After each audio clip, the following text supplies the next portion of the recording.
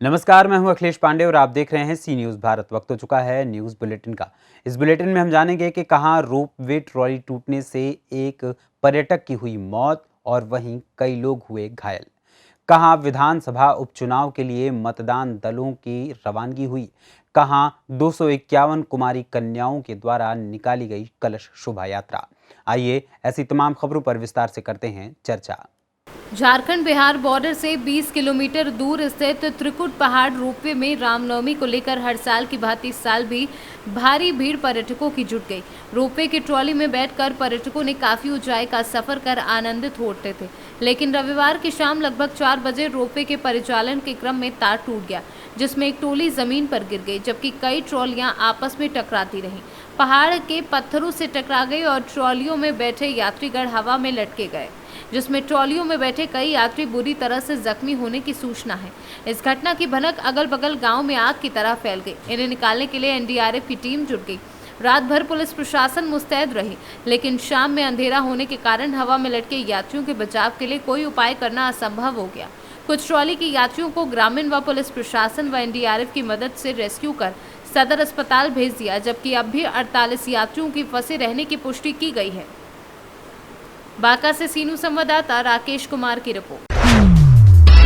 छत्तीसगढ़ के खैरागढ़ विधानसभा उपचुनाव में 12 अप्रैल को मतदान होगा। मतदान के लिए मतदान दलों की रवानगी कर दी गई है, जिसमें अभी भी मतदान दलों की रवानगी जारी है। साथ ही नक्सल प्रभावित क्षेत्र और वनांचल के दूरस्थ क्षेत्र के गांव के लिए मतदान दलों की रवानगी पहले की गई है, ताकि मतदान दल सुरक्षित अपने ठिकाने पर पहुंच सके।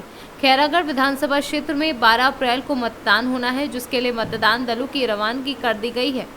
डाक मतपत्रों का उपयोग 80 वर्ष से अधिक उम्र के वृद्ध और दिव्यांगों के लिए डाक मतपत्र चुनाव आयोग द्वारा उपलब्ध कराए गए हैं, जिनका उपयोग इनके द्वारा किया गया है, जिसमें 107 लोगों ने डाक मतपत्रों के लिए आवेदन किया था। 73 खैरागढ़ विधानसभा के उप निर्वाचन के लिए आज सभी मतदान केंद्रों के लिए मतदान दल रवाना हो रहे हैं। कुल मतदान केंद्र 291 हैं और इसके लिए आज सवेरे से ही यहाँ पर सभी मतदान दलों को बुलाया गया है। उनको एक प्रशिक्षण भी दिया गया है यहाँ पर, यदि किसी को दिक्कत है तो।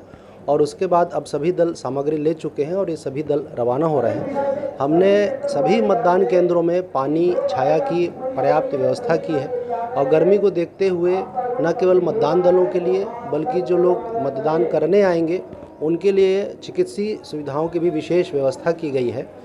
जो 291 मतदान केंद्र हैं उसमें से 150 मतदान केंद्रों में हम लाइव वेबकास्टिंग की व्यवस्था किए हैं। इसके साथ साथ 50 से अधिक मतदान केंद्रों में केंद्रीय सरकार के जो कर्मचारी माइक्रो ऑब्जर्वर के रूप में नियुक्त रहेंगे और शेष में हम स्टिल कैमरा लगा रहे हैं, ताकि हम मतदान के दौरान कोई भी ऐसी कोई घटना होती है तो उस पर सतत निगरानी रख सके। इसके साथ साथ जो विधानसभा क्षेत्र है उसको चारों तरफ से हमने जो हमारे फ्लाइंग स्क्वाड हैं, एसएसटी है, केंद्रीय अर्धसैनिक बल के लोग हैं, उनके माध्यम से सभी जो बाहर से जोड़ने वाले रास्ते हैं उन पर तैनाती की है। हम राउंड द क्लॉक 24 घंटे सतत निगरानी रख रहे हैं और किसी भी प्रकार की कोई जो भारत निर्वाचन आयोग के निर्देश के खिलाफ सामग्री यदि वो आ रही है उसके खिलाफ हम सख्त कार्रवाई कर रहे हैं। मेरी खैरागढ़ के सभी मतदाताओं से अपील है कि वे निर्भीक होकर अपने मतदान करें और लोकतंत्र को मजबूत करें। हमने सभी मतदान केंद्रों में आवश्यक सभी व्यवस्था कर ली। सर, संगवारी मतदान है वो संगवारी मतदान केंद्र बनाए गए हैं जो कि पूरी तरीके से महिलाओं के लिए हैं और वहाँ पर सभी जो कर्मचारी हमारे लग रहे हैं वो भी महिलाएं लग रही हैं और इसके लिए हमने विशेष व्यवस्था की है। इसके साथ साथ मैं एक चीज़ और बताना चाहूँगा कि खैरागढ़ में जो हमारा स्वीप मतदाता जागरण अभियान था वो भी चल रहा था और वो भी अभी कल समाप्त हुआ है और विशेष तौर पे जो नए मतदाता हैं जो पहली बार मतदान अपना करेंगे उनमें विशेष उत्साह हमको देखने को मिला है। तो मैं सभी मतदाताओं से फिर अपील करता हूं कि वे बड़ी संख्या में अपने मताधिकार का प्रयोग करें और लोकतंत्र को मजबूत बनाएं। सर, पहले चरण का डाक मतदान हो चुका है सर। भारत निर्वाचन आयोग के निर्देशानुसार जो 80 साल से ऊपर के लोग थे या दिव्यांग हैं उनके लिए हमने विशेष व्यवस्था की थी, जिसमें निर्वाचन आयोग के निर्देशानुसार उनके घरों पे जाके मतदान किया जाना था और इसके लिए 104 लोगों ने अपने मताधिकार का प्रयोग किया है। छत्तीसगढ़ से सीनू संवाददाता अजीत यादव की रिपोर्ट।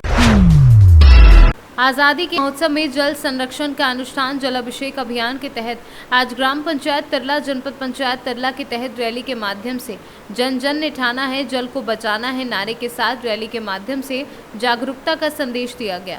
इस अवसर पर सरपंच दुर्गालाल कटारे व सचिव कमलेश मुकाती, सहायक सचिव कृष्णा वसूनिया आदि उपस्थित रहे। धार से सी न्यूज़ संवाददाता पंकज शर्मा की रिपोर्ट।